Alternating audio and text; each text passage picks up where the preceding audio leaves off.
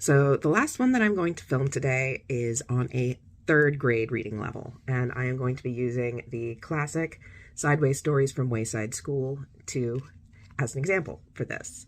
So by third grade, the students should be reading to learn. They are able to look up the information that they want to learn in a book rather than it's just to entertain myself or just to hear a story. Context clues, being able to figure out what a word means based on the words around it or what the paragraph is saying. Summarizing, being able to say, this is what it was about, and making inferences. So, for example, in this one, the very first chapter is Mrs. Gorf, which is a short story about a wicked teacher who turns children into apples. Now, a student reading at a third grade reading level can see that the first story is about turning children into apples here on page 3. But the book doesn't end until page 118.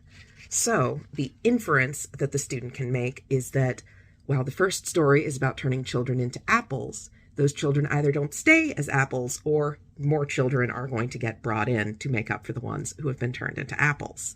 They can infer that getting turned into an apple is not the end of the story. It's not the end of the book. There's still most of the book left. For things like context clues, is if you don't know what the word pupil means. For example, the opening of story 24, Damien. Damien had hazel eyes with a little black dot in the middle of each of them. The dots were called pupils. So was Damien. He was a pupil in Mrs. Jules's class. So the student, if they didn't know that students are also called pupils, or they didn't know this part of their eye was called a pupil, would be able to take from the context that this is a word that has two meanings, even if they hadn't heard the word before. If you can understand Sideways Stories at Wayside School, congratulations, you read at least a third grade level.